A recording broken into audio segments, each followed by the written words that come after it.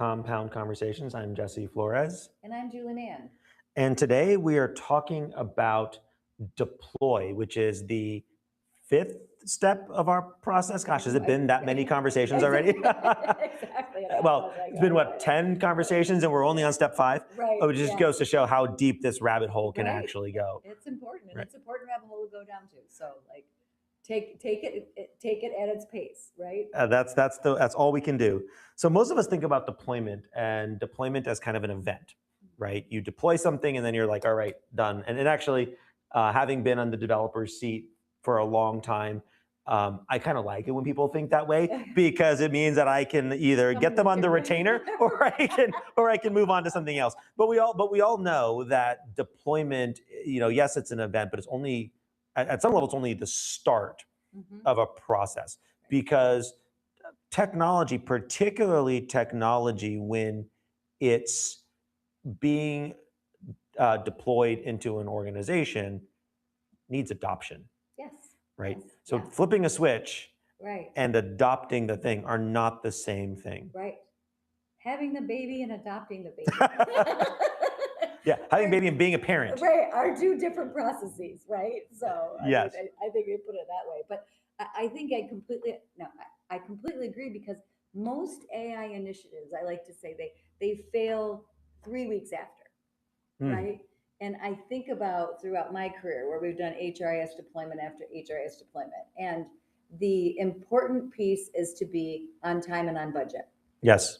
And so we go through 6, 9, 12, whatever months of deployment agony there is to get there. And then we go live and we celebrate. Yeah. And I get that because of all the hard work that it went in to get there. Yes. But, it's the celebration has been wrapped around going live. Yes. And, but we don't think about the adoption phase. That's right. Which is that afterwards, not because the tool was bad, not because the implementation was bad, but we don't focus on delivering that, adopting that into the organization. And so after the hoopla, right? Yeah, we're live. Yes. Then business processes, internal business processes, the way we do work, the supervisor that still goes to the employee and asks for the report. Yes. When they have this new technology right here where they can open up this, click on the button. I've been guilty of it in case Krista happens to be watching. But, so the manager that still goes to the human and asks for the report, when the tool has been implemented to create the efficiency, but the adoption did not happen. Yes. And the principal reason, I think, we say this all the time, it's design before deploy. The simplest, or the main reason why this happens, I think, is because people want to jump straight to deployment. But if you're following the process that we've talked about for a long time, identifying signals, identifying sources, deliberately designing what the work is going to look like before you build a solution and then deploy it, you should ideally reduce the likelihood that deployment as an event ends up being a celebration, but with no teeth. Correct. Right? Yes. Yeah. Having said that, it's necessary to do the design, but not sufficient. And so at the end of the deployment, right, some things you want to make sure you're looking for are, for instance, the handoffs. Like were those properly documented, and are they properly being followed? You want to be looking at where are you reverting back to the old habits that you were just describing with this report, and why are those things happening? And if you've done your work up front when you identified the signal, you'd have some sense for the metrics you're trying to move. Are you seeing those metrics move? And one of the other things that I think is really important to know about deployment is, while it's really easy to think about deployment as being at the end of the process, in many cases, deployment's actually the beginning of the next sprint. Yes, exactly. I was thinking about where you were talking. I used to talk about where the investment quietly dies. Say more about that. We don't talk about that. We talk about the investment. I'll go back to we were on time and we were on budget. Therefore, the investment was good. But one of the things that you said was, that we write down the business processes, we write down things. And I almost interrupted and I was like, hold it. Like, did you write it down? I think we don't even. If you used our worksheet, you should have. But yes. But yeah, I mean, that's exactly it, is people don't take the time to write that down. And we talked about it, I think, last week or one of the last couple of weeks. Like, when we put a tool in to match our existing business processes, and we don't think about how that process is going to change, then we're going to have an ineffective tool. And the same thing is, once we get the tool in, if we don't write those things down, because we are changing behaviors. Cognitive behaviors, we know, take 31 days to make a change. So that's why I call it when the investment quietly dies. And it's usually in that 3 to 4 week period where we're not cognitively or business process wise changing how we're doing our work so that the adoption is sticky and it stays. Yeah, and I think this point can't be underlined enough. In fact, I was just reading, it was either earlier this week, I think, Deloitte's 2026 transformation report that they released. And I don't remember the exact number. It might be something like only 16% of the pilots end up being successful because people aren't going through the process post-deploy of making sure that it's being well adopted. McKinsey's 2025 report had the same kind of thing. And so I think what we're describing, while it might seem obvious because we're saying it out loud, what's being borne out in reality across industry is exactly that this is where things start to fail. This is where the investments are dying. And you're starting to see more and more companies are becoming skeptical of pilots. Yes. Because they'll do a pilot and then the pilot won't produce anything, or the pilot doesn't seem to have any semblance towards a production, solving a production problem. Right. And so what happens is we say, well, the technology is not sufficient, or the pilot isn't worth funding. But in reality, it's because we're still thinking about this like a tool. We're not thinking about this in that multifaceted way where it's about the shape of the work changing alongside the tool as well.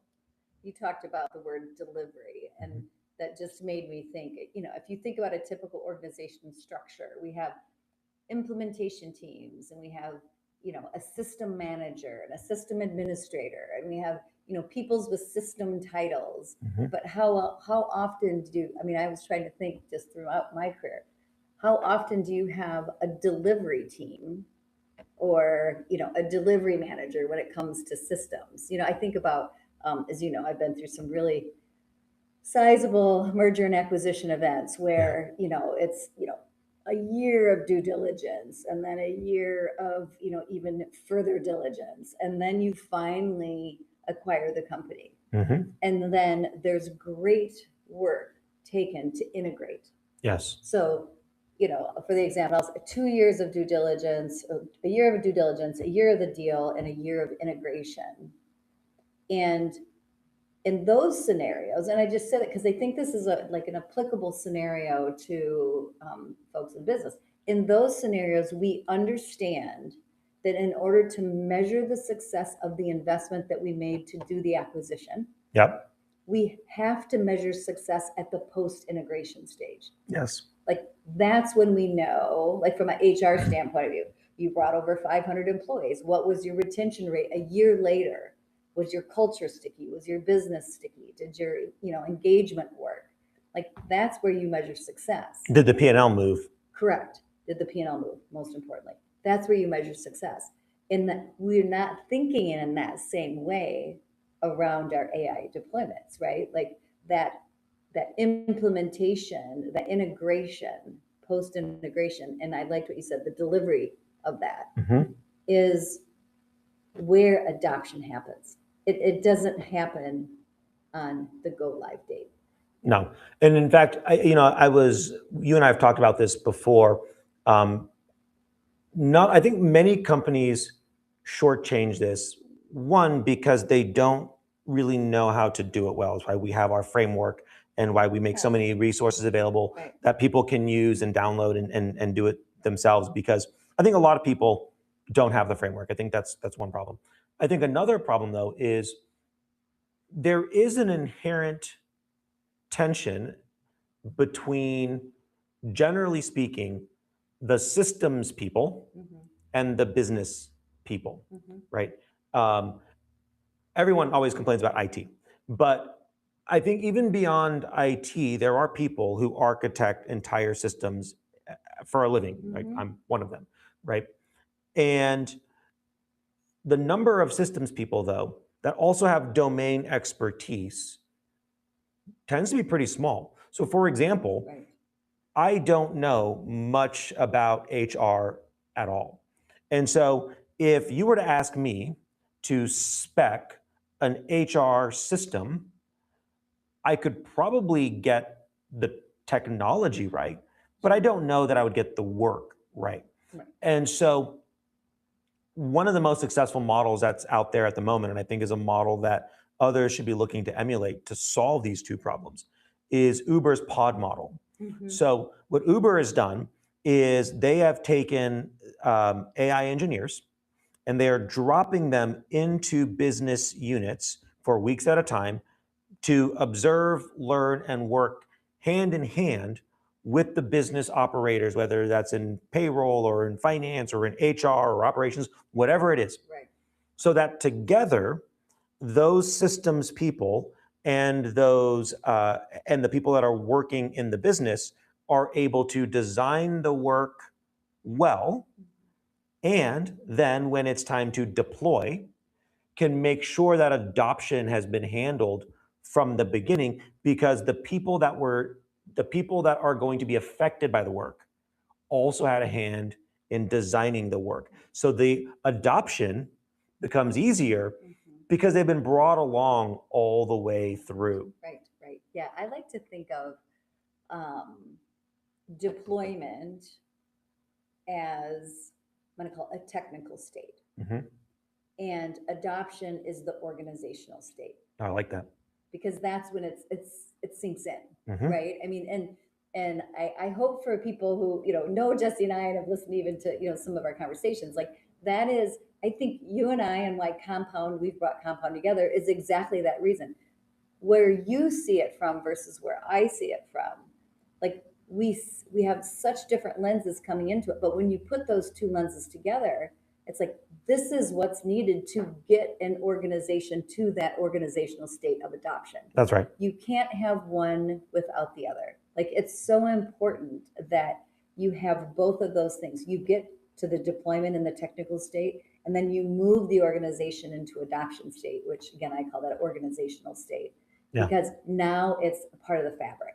I mean, we've all had tools. We've all gone, let's use training. I mean, training might be the best one. How many people have gone to one of the $99 training classes that your manager sent you to go to for a half a day or a day? And then you go to the $99 thing, and then you come back and you go, well, that was a nice day to be out of the office, back to work, Right. Yes. right? There was no thought process to how we're going to, and then oh, well, when you get back from your training, we're going to have you at the staff meeting tell everybody the 3 things that you learned. And we think that is what creates the organizational state. Mhm. Yes. Well, no, you go to the thing, you listen long enough and hard enough to write down your 3 things because you need to say something at the staff meeting. But you went and spent the day, you had your time invested, you had the company's $99 or maybe $199 invested, and then you come back to the organization. And the organizational state, i.e. adoption, has not occurred. We just came back and sprinkled in a little new piece of information, but it didn't sink in. And so that's so important when we think about how we look at these things, the amount of time you take looking at these things, because again, at the end of the day, it's P&L. Yeah. I like what you said about training, because that reflects that a human does need to be skilled, reskilled, upskilled, whatever is appropriate depending on the role and the person, I assume, in order for something to stick. Mm-hmm.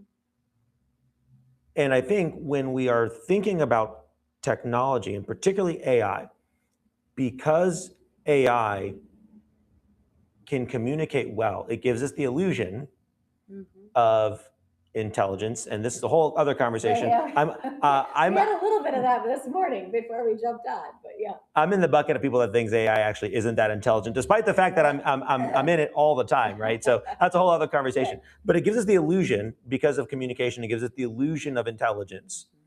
And so it's easy for us to think that, oh, if we can just put this artificial intelligence into the organization and deploy it, right, without the follow-up that you and I have been talking about, then A, B, C, and D should get better. Right. And yet, anybody that's done this, that's done any kind of successful AI deployment, if they're honest, they will tell you right away that the human part of this is so much more critical than you realize when you start getting into it. And that the nature and shape of the human work changes dramatically. And so one of the other areas where deployment, I think, can stall is if we haven't thought through the training that has to happen subsequently. Then the deployment will stall because the people won't even know how to manage their work. And that's why the design all the way through to deployment is so important. I think about, you and I were talking beforehand, Microsoft's work with BNY, the bank, right? And there's this fantastic article, we'll ask Carly to link to it so that you can read it yourselves.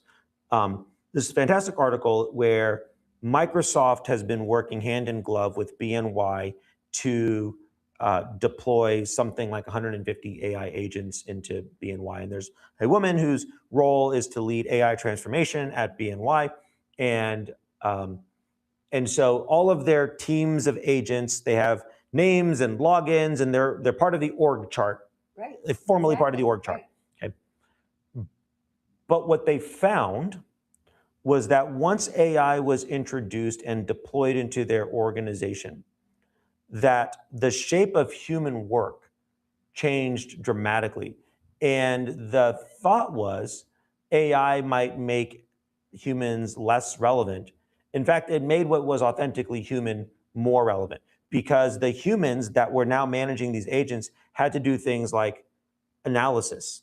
They had to do things like use judgment to make decisions. They had to think about scopes of work differently. It was no longer data enter over here, ching, next thing, right? It was now being thoughtful about the work, because then this agent, these super agents, capable of doing these routine tasks, but the nature of the work, once those tasks were deployed and able to be managed by the agent, the nature of the work didn't go away, it shifted. And so that piece of adoption, that piece of training, I think is so much more important than you realize, especially if your only experience with AI is using ChatGPT or Claude. Right. Yeah. I mean, it's so, if you think about, I talk about it's the quiet, investment that goes away, right? Like, if you go through, there's like these 3 weeks, there's like, oh, we've got the exciting week. Oh, there's, like hope is not a plan, right? Right. I mean, we're still going to stick with hope is not a plan. But you don't have to wait for the quiet investment to roll away or the rollback, right? You don't have to wait for that. If you've got the training and the structure, and we talk about work deconstruction, right? Like those are moments. There's moments in organizations, AI aside, where work deconstruction, how do we do things differently? Do we still need the same people? Do we still need the same skill sets? This is one of those moments where you have to take that time to think about who's doing what work, and how do we make training not an event. Training is not an event. I don't care what we're talking about. From AI, I don't care what. Training is not an event. Training is I just was talking with a client about this because we were talking about some initiatives that we're working on to change. And so we started with, no one likes change but a wet baby. Like, you know that, right? So let's start with that premise. And then how do we create a drip campaign communications drip campaign that helps us get to the change. And that's the same thing with training. Training is not an event. It's a culture movement, because we just invested money over here. And from, again, P&L, we decided to make the investment. It has to stick. Mhm. It has to stick. And if we're going to do that, it's going to be through consistent reminders.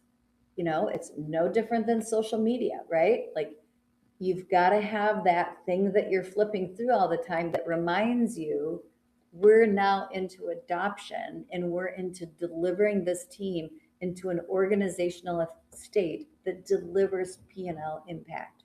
That's right. That's the reminder that has to happen. It's not I go to a training and I put my binder on my book and maybe I look something up.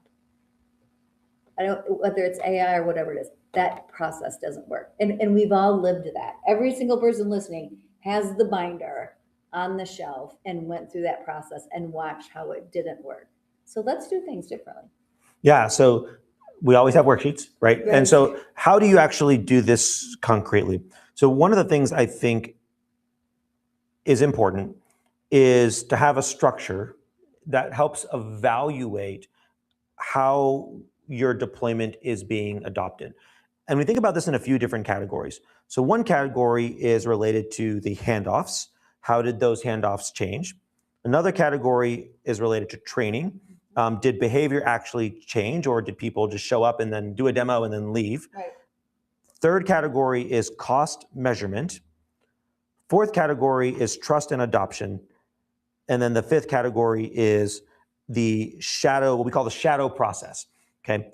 So when we're talking about changed handoffs, category number one, if you've gone through a design process, there should be, I'll call it a map at the very least, an outline of what the old handoffs looked like. Julie did this report, and then she sent it to this person, and that person, reviewed and approved this, and then they went to that person, whatever that old handoff looked like. And that should be something concretely different than the new handoff. AI agent 1 generates the report by aggregating all these data, sends it to Julie, who looks for exceptions, and then once it's approved, it's done, right?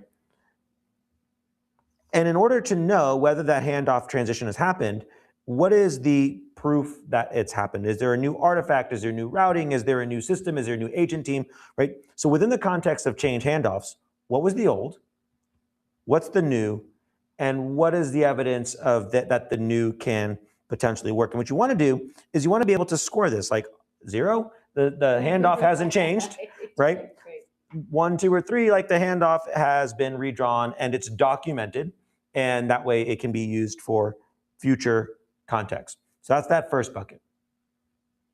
If I can, though, go back just a smidge before you go to the next Yeah, go ahead. because I know where you're going. So I think what's important that we think about behavior, which isn't easy, right? It's not easy to change your behavior to get up at 6 a.m. and go to gym, right? Those are behavior changes, but it's behavior and not tooling. Mm-hmm. Because that's really the distinction. And I think it's probably, I would say it's where we spend a lot of time with clients, is because change tooling means that the thing, the tool was installed. Yes. Change behavior means the work is being done differently. Yes. And that's the piece that you just went over, right? We have to have a methodology to be sure that that work is being done differently, so that it's behavior and not tooling. Because tooling is easier to feel like you did it. Yes. Behavior, I mean, we're humans, right? Behaviors are not easily modified, and it takes repetition and continued focus. So go ahead. Well, and the way that you start to modify behavior is through training. Right. And so that second bucket is retraining people. So who had to change how they worked? If you had gone through the process of source signal design, you should be clear on the different roles and how those roles were going to change in the human accountability or the human AI accountability chart, which we've talked about in previous episodes, right? So on that training, who had to change how they work? What new habits, judgment calls, escalations do they have to learn? One of the things that since most of us in our experience with AI, I think tends to be using a large language model like ChatGPT or Claude, we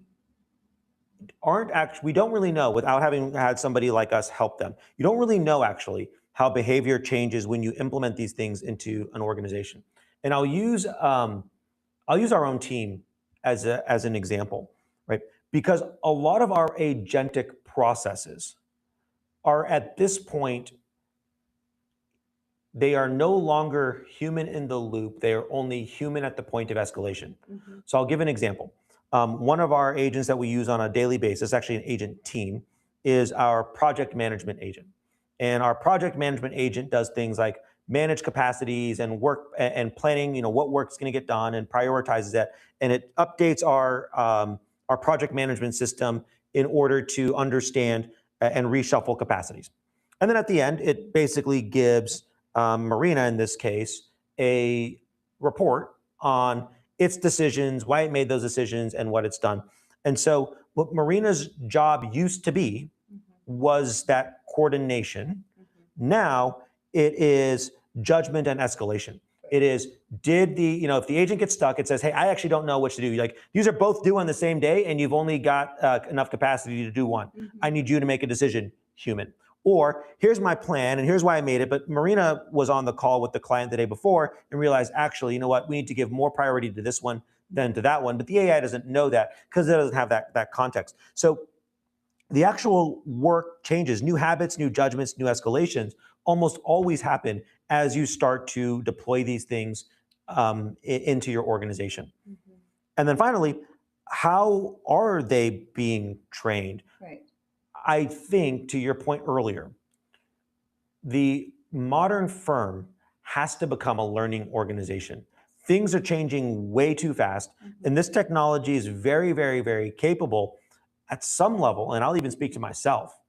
I'm the bottleneck Mhm. in many cases. Mhm. So, how are you keeping your people up to date? How are they being trained? How is this being reinforced over time Mhm. in order to make sure that the behaviors we want or we need to see are in fact making their way through the organization? Well, and I think we have to start thinking about like what you just described with Marina. That's a handoff, Mhm. right? So we need to frame that as something we're looking for, right? Because a handoff changes.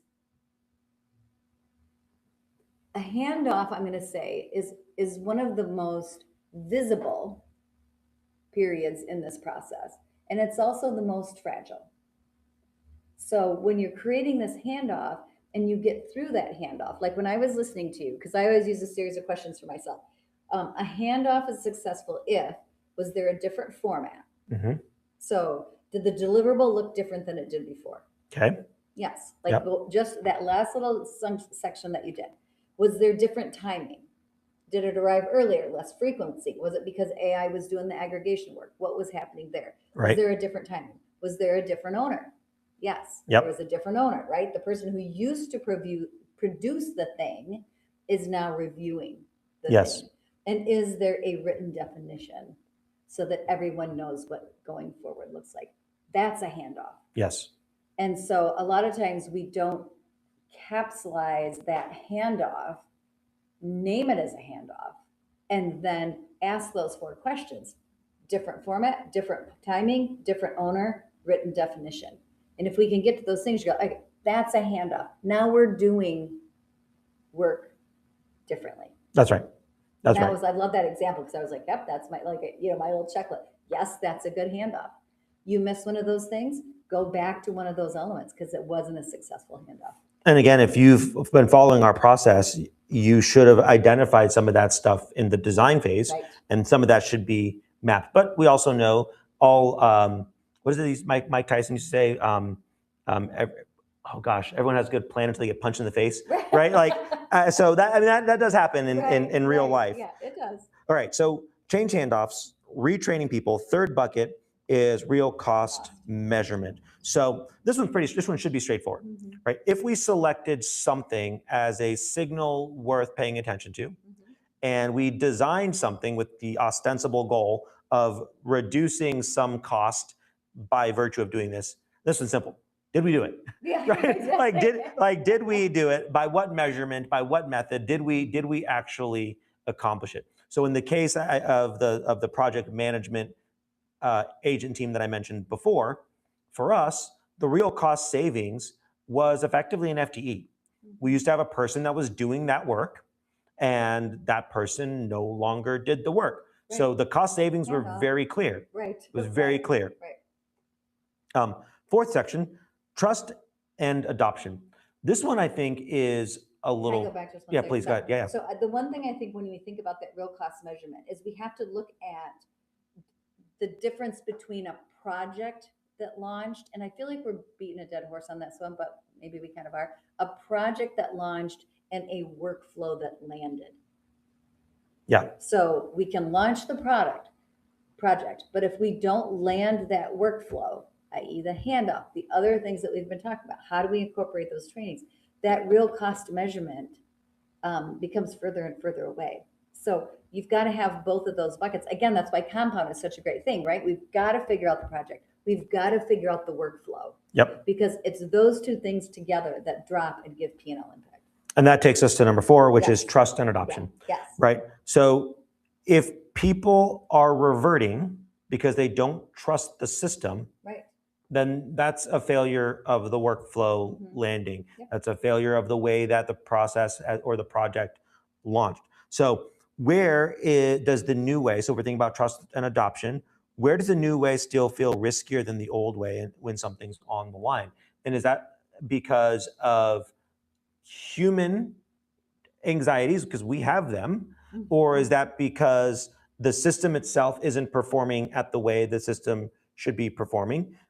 Was that the consequence of a design decision that maybe was shortchanged earlier in the process, right? So we want to pay attention to this trust factor, because we won't have our workflows land. We won't see things start to compound if people don't trust the system. They'll just do it the old way. Exactly. And I think we've all seen people do that. They're like, yeah, such and such told me I was supposed to do it this way, but really I still do it this way, and here's why. And then related to that, what safety nets exist and what permissions to fail maybe are missing or should still be there? Because we're not going to think through everything. Even if you go through a really thorough design phase, just the nature of reality is that it's inherently variable. And so where do we need to make sure that there are safety nets, or where are there areas where we're willing to say, you know what, we know it's not going to get 100% right all the time, Right. but we're fine with 80 because we're going to recoup enough of the cost at 80 that we don't need it to be 100, and that last 20% isn't really worth the marginal expense, right? But having just trust as a category is hugely important to the success of adoption. Well, and I'm going to take that a step further it's the culture, right? Like trust is a culture marker, right? Like marker's not the right word, but trust is a very important part of the culture. And if we're not going to have that become part of the culture, again, let people visibly fail and celebrate that. Let people visibly try new things and celebrate that, and not just have it be punitive all the time, right? Humans are curious. Humans want to try things. What tends to happen in an organization is they're afraid to try whatever it is because they don't know the reception of that try. And so the trust factor is hugely important to optimize everything you're going to get out of the system, because you have to try stuff and you have to do things wrong, because that's the only way you can figure out that it is wrong, it's not working, and we can find a better way to do it right. But you have to have that culture that comes around that says we are a trusting culture. We believe in failure, like failure's okay. And when you do that, let's just be sure it's a learning environment that creates trust, as opposed to a you did it right and you did it wrong culture, because then people are going to not only not trust the system, but not trust their ability to try things and fail. Yeah, and that's without a ramification. And that's such an important, that's so important in today's day and age, because because we all need to be moving faster. Yes. And things are changing quite a bit. I mean, we're talking about AI specifically, but there are many things that are changing even beyond the scope of AI. And in order to keep up, we have to get good at learning. And if you don't have that culture where it's okay to try things and fail, then you will ipso facto be preventing your culture and your organization from being able to learn and by extension to grow. And so then the final part is the shadow process. And so the shadow process, this isn't really a step so much as it is an awareness. So where are people still doing something in secret that the workflow should have actually solved, right? And how do you surface that? So if the workflow is supposed to be, reconciling project capacities, where is the spreadsheet where somebody's actually double checking the work, right? Whatever that is, you want to be on the lookout for those. Not to be punitive, to bring it back to your point, but in order to understand why is that artifact still necessary? Is that artifact still necessary because something in the process isn't working properly? Because something in the training wasn't well received or given? Because the handoff itself is brittle, or because there's still some sort of hidden cost that we didn't see? Those are generally going to be really, really great sources of information for either the next sprint or to revise the one that you're currently on. And so you want to go looking for it and then get real curious. Why are you still doing that? Why are you managing this work over here this way instead of doing it this way over here that we designed? And if you listen to the response, you'll almost always learn something that you should use to then inform the next thing that you go back and do. Right. Well, I mean, delivery, it's a phase. It's not an afterthought. That's right. And so we have to call it out as a phase. And it has many purposes that we've gone through today. There are reasons that you go through delivery as a phase. And it's, you could put it in as easy as a bucket as proactive thinking and reactive thinking, right? We've all been in projects where we're in reactive mode, nonstop, not fun. No, not at all. Much different than a proactive phase. So if we can keep that in mind when we think about the framework for Compound, and we can think about design as a step, which is why it's called out as one. None of the steps in the Compound model are afterthoughts. That's and right. Once you get any one of those steps into an afterthought, it doesn't compound. That's right. So deployment is not just an event. It's the beginning of the next phase. And it's where the technology part really does subordinate to your organizational culture and your ability to manage processes and handoffs, your ability to train people, retrain people, and facilitate a learning organization, your ability to encourage trust and adoption, and ultimately your ability to manage the new cost structure. And hopefully you realize a new cost structure if you've done this well. So deployment, not an event. It is the beginning of a process, and you can score how well you're doing by paying attention to these 4 dimensions: handoffs, training, cost measurement, and adoption. And if you keep those 4 things in mind after you deploy, you'll figure out pretty quickly where you need to continue to iterate to get better. It's the old what you focus on, what you measure gets done. That's right. Right.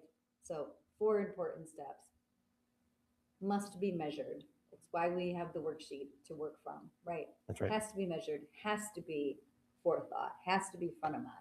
And that's how we get to the change in the organizational state, which is adoption.